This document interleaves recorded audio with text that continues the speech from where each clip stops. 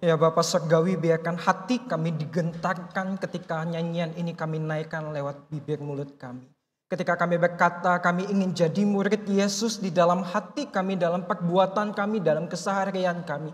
Kiranya hari ini Tuhan berbicara kepada setiap kami.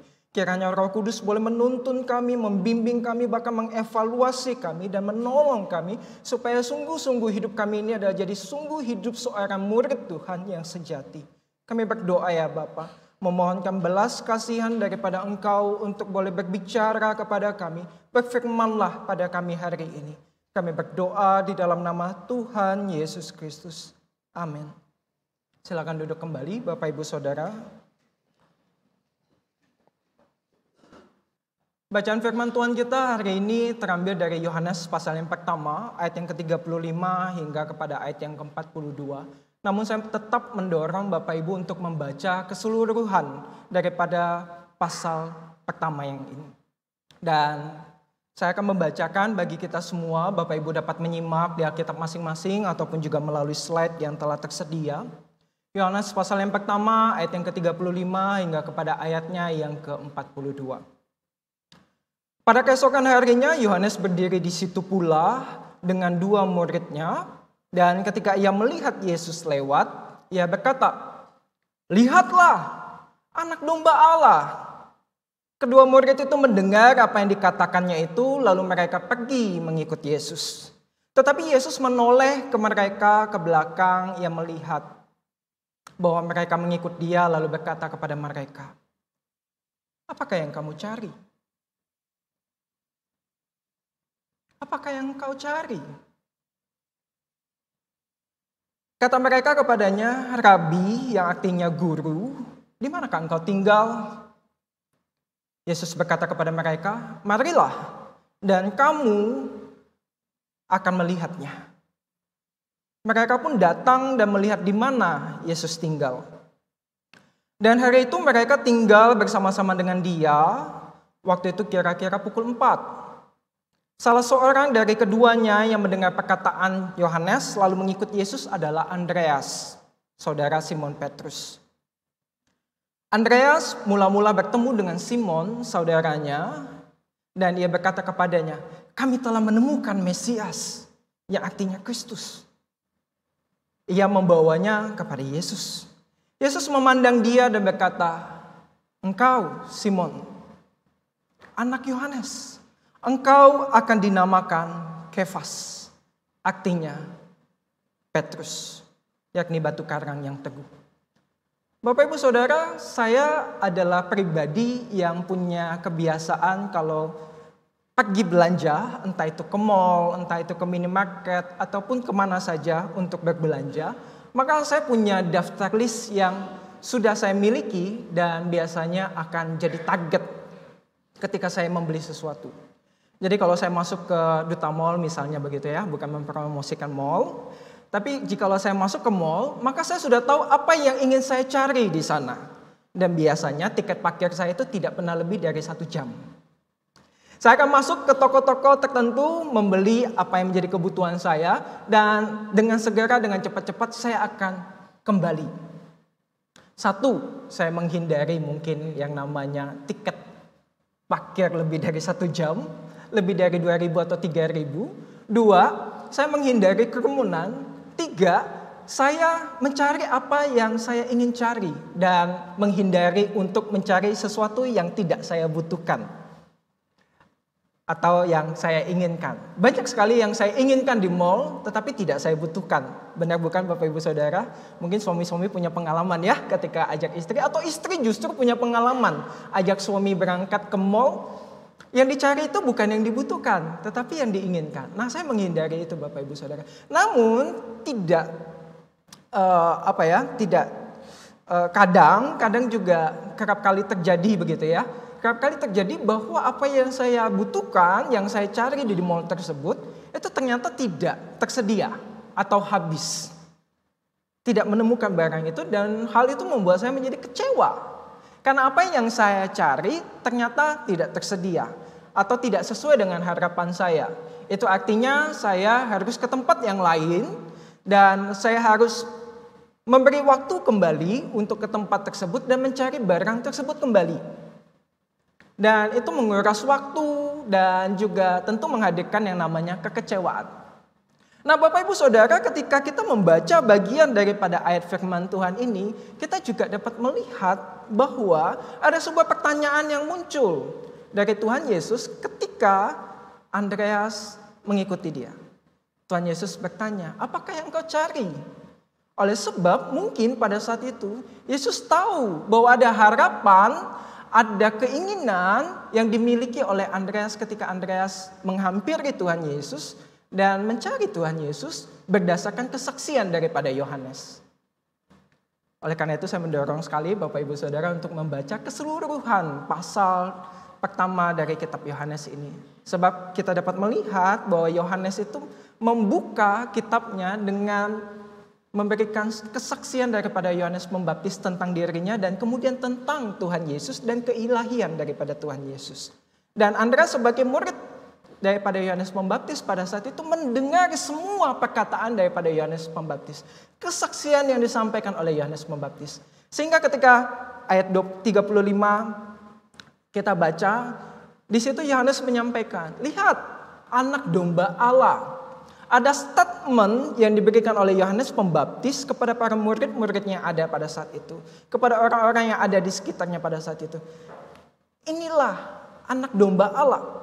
Bapak Ibu Saudara, kalau kita memahami konsep tentang anak domba Allah, maka kita akan memahami bahwa kehadiran daripada Yesus Kristus itu, yang kita juga peringati hari-hari ini bukan, kelahirannya, datang ke dalam dunia dalam wujud manusia, itu sebagai penggenapan nubuatan Allah tentang pengorbanan, tentang penebusan. Anak domba Allah yang dipersiapkan untuk jadi korban persembahan kepada Allah. Jadi ketika Yohanes berkata, lihat ini anak domba Allah yang akan dikorbankan bagimu, bagiku. Untuk segala dosa, pelanggaran kehidupan kita. Yohanes menyampaikan sebuah statement yang sangat clear, sangat jelas. Ini anak domba Allah. Sehingga ketika Andreas mendengar bahwa Yohanes menyampaikan ini anak domba Allah yang di dalam nubuatan, di dalam mungkin pengajaran-pengajaran yang selama ini dia pahami kehadiran seorang Mesias, maka Andreas punya pengharapan di sana Bapak Ibu Saudara. Dia mencari sesuatu ketika dia bertanya kepada Yesus.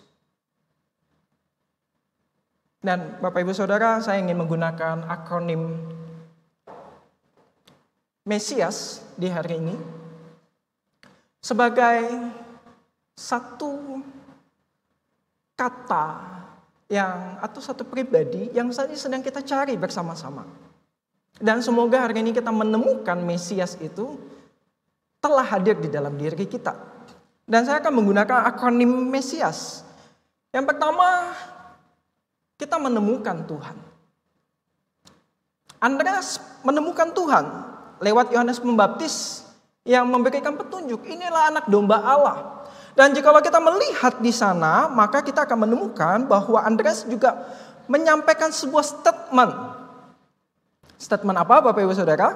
Kalau kita lihat di ayat yang ke-38, Andreas langsung menanyakan, Rabi, di manakah engkau tinggal? Rabi, di manakah engkau tinggal? Bapak Ibu Saudara, di sana arti daripada kata rabi itu adalah guru. Jadi Andreas cukup-cukup dari muridnya Yohanes Pembaptis menemui Yesus, menemukan Yesus, dan ketika Yesus berkata, apakah yang kau cari? Andreas memberikan statement di sana, pernyataan di sana. Guruku. Jadi Andreas secara tidak langsung mengangkat dirinya menjadi murid Yesus. Dia katakan, Rabi, di manakah engkau tinggal? Bapak Ibu Saudara, ada perbedaan pendidikan atau pengajaran yang diterima oleh orang Yunani dan juga orang Yahudi dalam hal pola ataupun style belajarnya. Kalau orang Yunani, cara mereka belajar itu ada di sebuah ruang kelas dan ada yang menyampaikan. Namun berbeda dengan guru-guru Yahudi.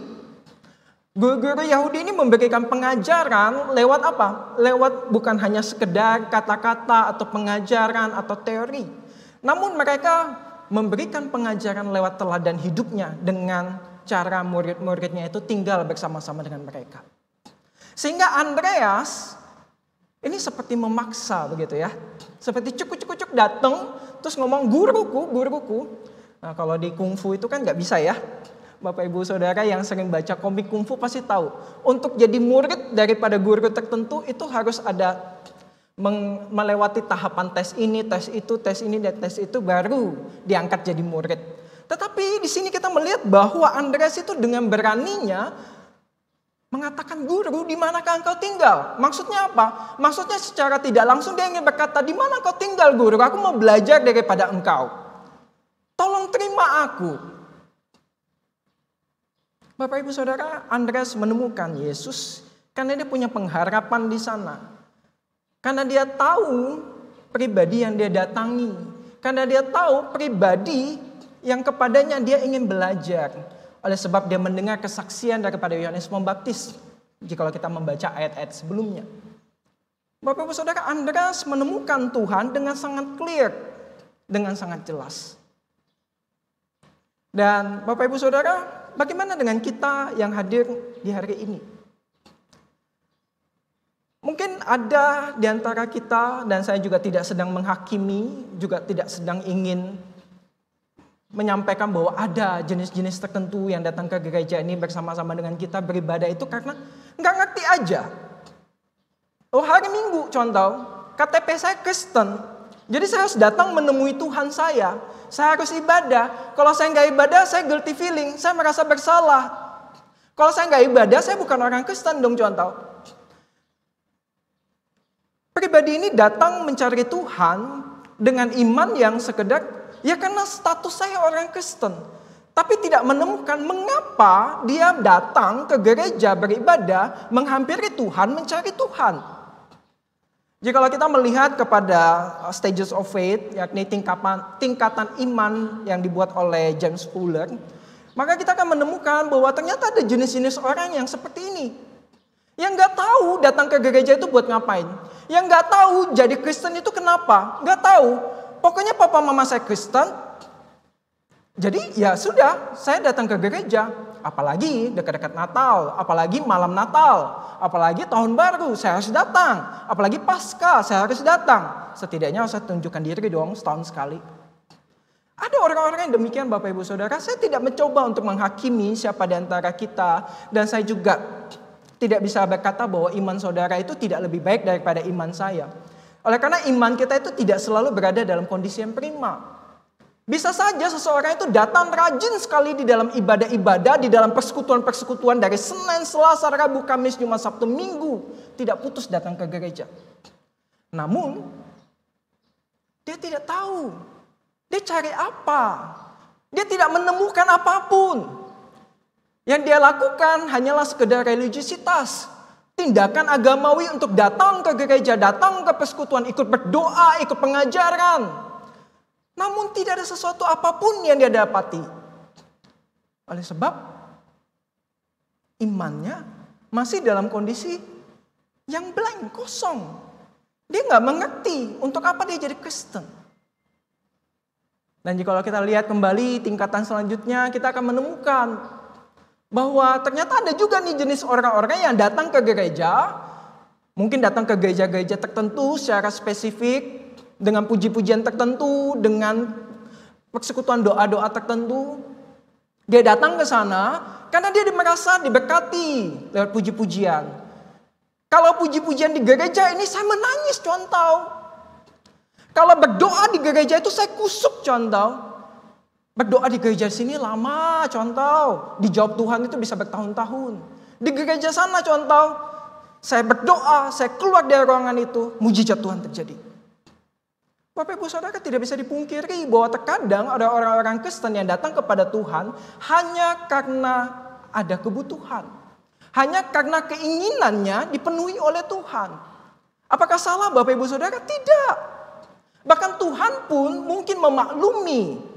Bahkan Tuhan pun mengerti, oh mungkin ini adalah baby Christian.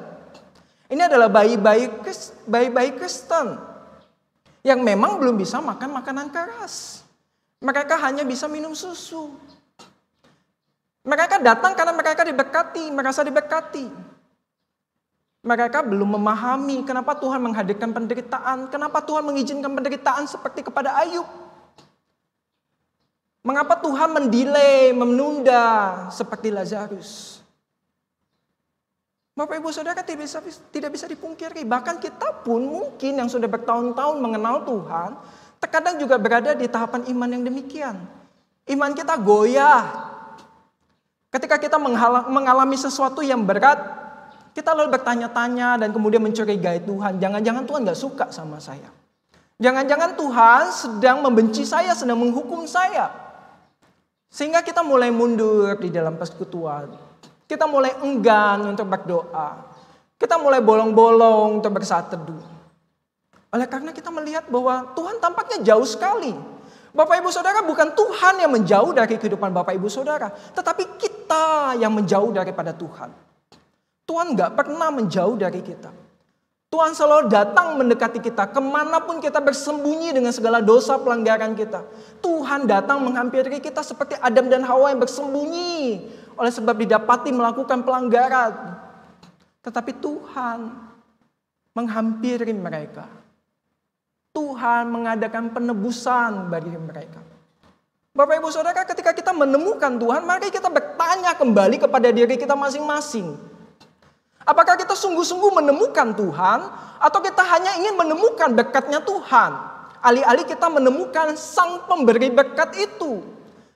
Sehingga ketika berkat itu ditarik daripada kita, berkat itu ditahan daripada kita mundur. Kita tidak melihat kepada Allah yang sedang memegang berkat kita. Dan siap mengulurkannya kepada kita. Bapak Ibu Saudara, ada orang-orang Kristen yang demikian. Dan mungkin termasuk saya. Bapak Ibu Saudara, saya tidak mencoba untuk menghakimi kita. Tetapi mari kita mengoreksi diri kita. Untuk apa kita datang beribadah kepada Tuhan? Apakah kita menemukan Tuhan seperti orang Majus dan juga para gembala menemukan bayi Kristus dengan tuntunan daripada bintang fajar itu? Bapak Ibu Saudara, setiap kita manusia tidak pernah bisa lepas dari yang namanya motivasi. Selalu ada motif, selalu ada modus. Dan kita juga dapat melihat Andreas menemukan Tuhan, namun dia tahu betul bahwa yang dia temukan adalah Mesias, Raja Israel itu. Dan tentu dia punya pengharapan, dia punya keinginan ketika dia datang kepada Tuhan, pengen belajar sama Tuhan, tinggal sama-sama Tuhan. Bapak Ibu Saudara, namun Bapak Ibu Saudara juga harus dapat melihat kehidupan Andreas. Siap meneladani Tuhan.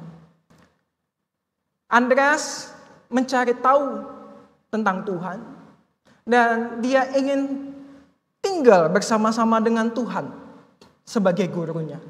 24 jam kali 7. Tinggal bersama dengan gurunya. Tidak bisa tidak kehidupannya, pola hidupnya, itu akan mengikuti akan Yesus sebagai gurunya. Ya kalau mungkin dia biasanya bangun siang, tidak mungkin dia ikut Tuhan Yesus lalu dia leha-leha bangunnya siang-siang, gurunya sudah bangun, sudah siapin semuanya. Tidak mungkin Bapak Ibu Saudara. Dia akan mengikuti gaya hidup daripada gurunya. Itu adalah konsep daripada kehidupan seorang murid orang Yahudi. Jadi Bapak Ibu, kalau kita berkata bahwa kita adalah murid Yesus, pujian yang tadi, semoga itu jadi komitmen kita dan kita juga mencoba untuk konsisten mengerjakannya di dalam hidup kita. Maka mari kita menjadi murid Tuhan Yesus yang siap meneladani Yesus sebagai guru. Tinggal bersama-sama dengan Dia. Jikalau Yesus ada di sampingku, apakah aku masih berani untuk berbohong? Jikalau Yesus ada di sampingku, apakah aku masih berani terima suap atau menyuap? Jikalau Yesus ada di sampingku, masihkah aku melakukan kecurangan-kecurangan di dalam hidupku? Jikalau Yesus ada di sampingku, masihkah aku melakukan perselingkuhan? Jikalau Yesus ada di sampingku, masihkah aku hidup dengan sembrono? Bapak Ibu Saudara, kalau Bapak Ibu Saudara baca kelanjutan daripada ayat-ayat yang menjadi bacaan kita hari ini, Bapak Ibu juga akan menemukan seorang murid Tuhan, yakni yang bernama Filipus. Maaf sebentar.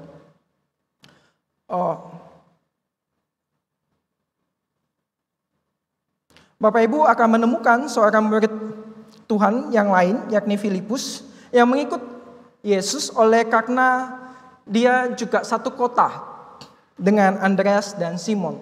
Dan di situ Filipus mengajak seorang lain. Filipus itu mengajak seorang yang bernama Nathanael. Dan Nathanael ini meragukan Tuhan Yesus. Masa iya ada seorang Mesias datang dari Nazaret? Emang ada satu pribadi yang bakal baik muncul dari kota itu? Skeptis. Dan mungkin ini adalah iman yang juga kadang bisa kita miliki. Apa iya Tuhan kita itu seberkuasa itu? Apa iya Tuhan Yesus itu sehebat itu bisa mengampuni dosa-dosa pelanggaran kita? Kita juga mungkin bisa meragukan Allah, mencurigai Allah sama seperti Nathanael. Tapi yang jadi poin saya, ketika Nathanael itu menghampiri Tuhan dan menemukan Tuhan di dalam keraguannya, Yesus itu berkata, engkau yang di bawah pohon ara itu bukan? Bapak Ibu Saudara, saya mencoba mencari tafsiran-tafsiran. Apa yang dilakukan oleh Nathanael di bawah pohon ara itu? Dan saya nggak menemukan. Sehingga mungkin kita bisa mencoba untuk berasumsi, mencoba untuk bisa melihat apa yang sebenarnya sedang terjadi di bawah pohon ara itu. Yesus berkata, sebelum Filipus menemui engkau, aku tahu, aku melihatmu di bawah pohon ara. Dan seketika itu juga Nathanael menjadi percaya kepada Tuhan Yesus dan berkata, sungguh engkau adalah Mesias. Bapak Ibu Saudara, kita nggak tahu apa yang dilakukan oleh Nathanael di bawah pohon ara itu. Entah hal yang baik, entah hal yang buruk, tetapi yang pasti Yesus menunjukkan keilahiannya sebagai Allah yang Maha Tahu. Sehingga apapun yang dikerjakan oleh Nathanael di bawah pohon ara itu, Yesus tahu. Dan apapun yang kita kerjakan di dalam kehidupan kita masing-masing, bahkan di tempat paling gelap di dalam lorong kehidupan kita, Yesus tahu, Bapak Ibu Saudara, apa yang sedang kau kerjakan di sana. Setiap kita di bawah pohon ara kita masing-masing, mungkin di sana kita sedang berbuat dosa. Yesus tahu, dan Yesus memanggil kita. Yesus menanti-nantikan kita. Entah apapun yang kita lakukan di tengah kegelapan hidup kita di bawah pohon ara kita masing-masing itu. Bapak Ibu Saudara, Yesus tahu. Dan dia meminta kita untuk ikut dia. Keluar dari lorong gelap itu. Ikut meneladani hidupnya. Sebab dia adalah terang itu bukan? Sebab dia adalah kebenaran itu bukan? Bapak Ibu Saudara, ketika kita menemukan Yesus, maka kita harus siap meneladani Tuhan, hidup sepenuh waktu bersama dengan Tuhan.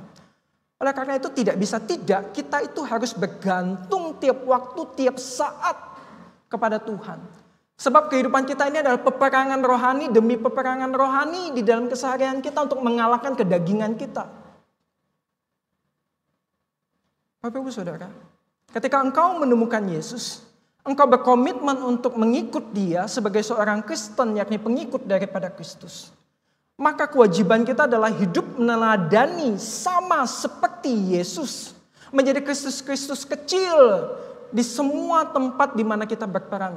Sebagai seorang suami, sebagai seorang istri, sebagai seorang papa, seorang mama, seorang anak, sebagai seorang oma, sebagai seorang akong, sebagai seorang cucu. Tuhan ingin engkau menjadi murid-muridnya Tuhan. Menjadi Kristus-Kristus kecil yang memancarkan cahaya. Oleh sebab cahaya kemuliaan Allah terpancar lewat kehidupanmu yang meneladani Kristus.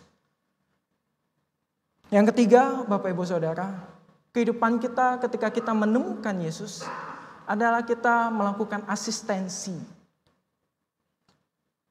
Asistensi itu pendampingan, Bapak Ibu Saudara. Unik sekali Yohanes itu mencatat seperti berentetan begitu ya. Yohanes membaptis, mengenal Yesus, tahu betul siapa Yesus. Dia mengajarkannya kepada para muridnya. Dan suatu waktu ketika Yesus lewat, Yohanes Pembaptis itu menyampaikan kepada muridnya, Andreas dan murid satu yang lainnya. Namun hanya Andreas yang ikut. Jadi tidak semuanya sebenarnya teachable. Tidak semuanya ternyata mau ikut Yesus. Tidak semuanya ternyata mau diajari Yesus. Jadi Andreas ikut kepada Yesus. Andreas belajar daripada Yesus. Mengenali betul siapa Yesus sebagai Mesias. Dan kemudian Andreas sampaikan kepada saudaranya. Simon, tahukah engkau bahwa aku menemukan seorang pribadi yang selama ini kita cari-cari. Yakni Mesias itu. Yakni Yesus Kristus itu. Simon yang mendengar, menemui Yesus. Dan unik sekali Bapak Ibu Saudara, kalau kita melihat bahwa Yesus itu mengganti nama Simon Petrus dari Kefas. Dan kalau kita merunut dalam perjanjian lama, raja-raja di perjanjian lama itu suka mengganti nama daripada raja-raja yang dia kalahkan. Dan kita melihat di sini ada suatu penggambaran tentang bagaimana Yesus itu mengganti nama Kefas menjadi Simon Petrus. Dengan maksud apa? Dengan maksud tinggalkan semua kehidupan lamamu, semua dosamu telah dikalahkan, semua pelanggaranmu telah dihapuskan, kini dalam pertobatan hiduplah baru. Dengan nama Simon Petrus. Batu karang yang teguh yang tak akan tergoyahkan. Namun Bapak Ibu Saudara, kita tahu betul kisah daripada Simon Petrus ini. Ada waktunya imannya goyah. Ada waktu imannya nggak prima. Sama seperti kita. Jangan lihat saya, para hamba Tuhan yang ada di tempat ini tuh malaikat yang nggak pernah bikin pelanggaran.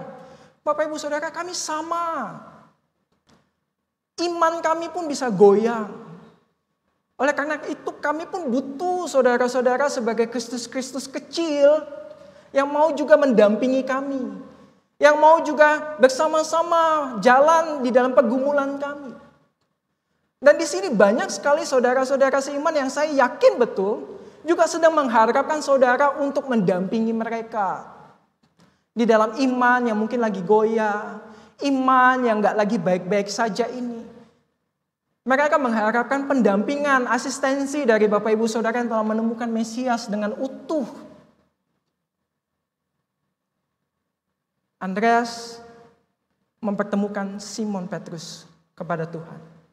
Dan kita lihat lagi, Filipus yang tinggal satu kota sama Simon dan juga Andreas. Juga menemukan Tuhan. Sebuah lingkungan yang sehat, dalam pengajaran yang sehat, menyampaikan Kristus senantiasa, dan memperjumpakan Kristus kepada orang-orang yang belum menemukan Dia. Filipus membawa Nathanael. Lalu pertanyaannya Bapak Ibu Saudara, siapa yang kita bawa untuk berjumpa sama Tuhan? Siapa yang bisa melihat Tuhan lewat diri kita?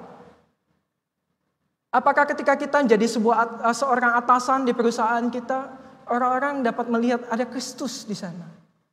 Apakah kita sebagai seorang pemilik usaha, karyawan-karyawan kita, staf kita, semuanya dapat melihat Kristus ada hadir di dalam diri kita? Apakah kita memperjumpakan Kristus? Membawa Kristus kepada orang-orang yang belum pernah berjumpa kepadanya. Dan bukan hanya memperkenalkan, percaya Tuhan Yesus ya pasti masuk surga. Tidak sekedar hanya itu Bapak Ibu Saudara. Kita perlu mendampingi mereka, membawa mereka masuk hidup bersama-sama dengan Tuhan Yesus. Sehingga mereka pun jadi murid-muridnya Tuhan Yesus, berproses setiap waktu. Dari baby Kristen yang gak tahu kenapa kok saya bisa jadi Kristen ya. Kok saya mesti datang ke gereja ya. Kok papa mama itu suruh saya wajib datang ke gereja paling gak hari Minggu ya. Itu naik sedikit tahapannya. Mulai kenal Tuhan. Oh ternyata Tuhan itu seperti ini. Tuhan itu baik, senantiasa memberkati. Tidak berhenti di sana. Ada doktrin-doktrin yang diterima dari pengajaran-pengajaran gereja. Ada teologi yang menyerap di dalam dirinya. Imannya mulai berinteraksi. Oh ternyata Tuhan saya itu Tuhan yang seperti ini. Yang ternyata juga mengizinkan akan pencobaan. Untuk apa? Untuk supaya aku dewasa. Untuk supaya aku jadi bertumbuh. Untuk supaya aku kokoh di tengah-tengah badai. Mulai berani berinteraksi dengan firman Tuhan. Mulai berani hidup di dalam penderitaan. Mulai berani melihat tidak hanya penebusan Tuhan. Tetapi juga salib Tuhan yang Tuhan percayakan kepada setiap kita. Bapak Ibu Saudara, temukan Mesias. Temukan Tuhan. Hidup meneladani Tuhan.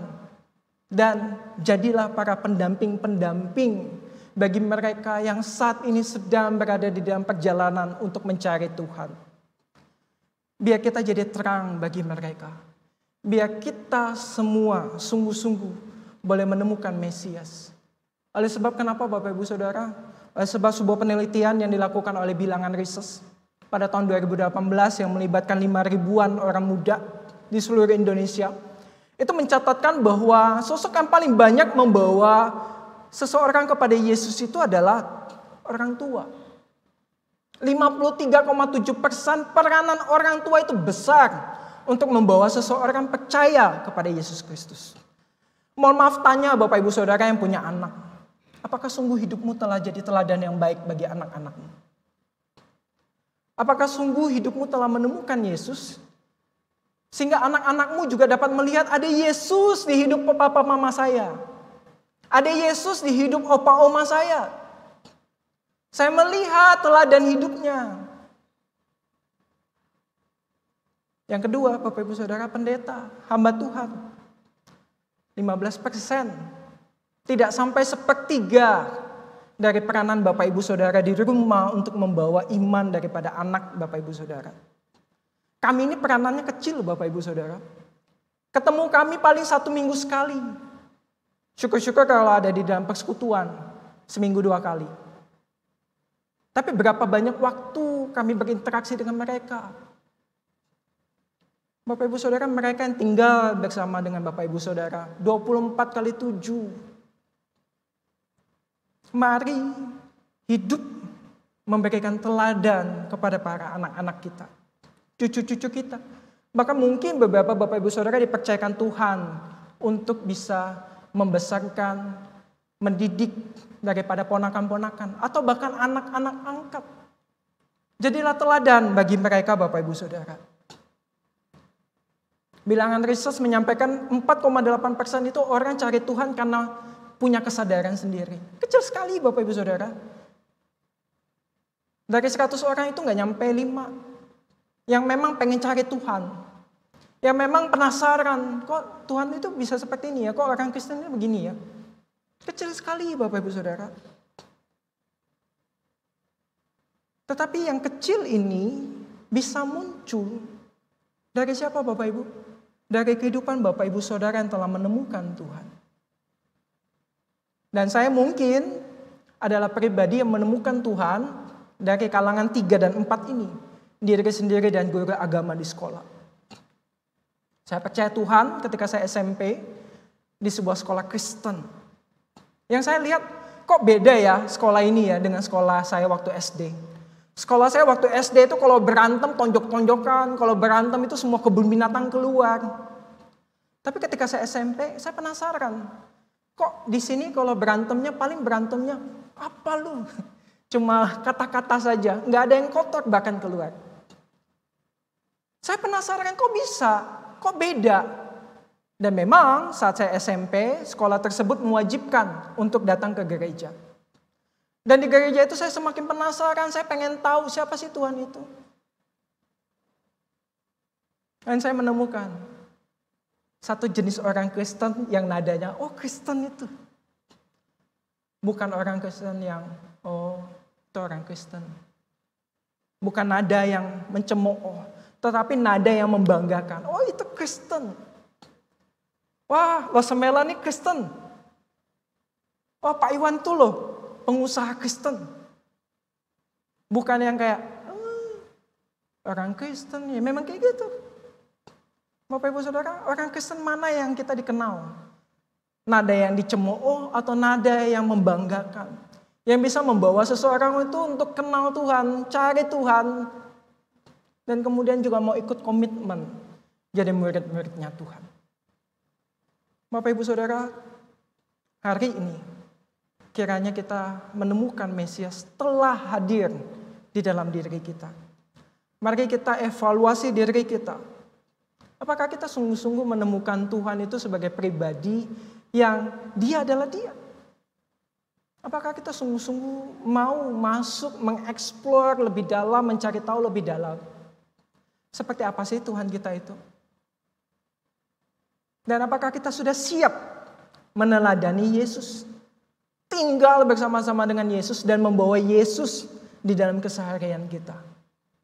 Dan mari Bapak Ibu Saudara, kita juga beri diri kita untuk jadi pendamping-pendamping, menjadi asisten bagi setiap pribadi yang saat ini sedang bergumul mencari Tuhan dan mempertanyakan Tuhan. Kita tundukkan kepala, mari kita berdoa.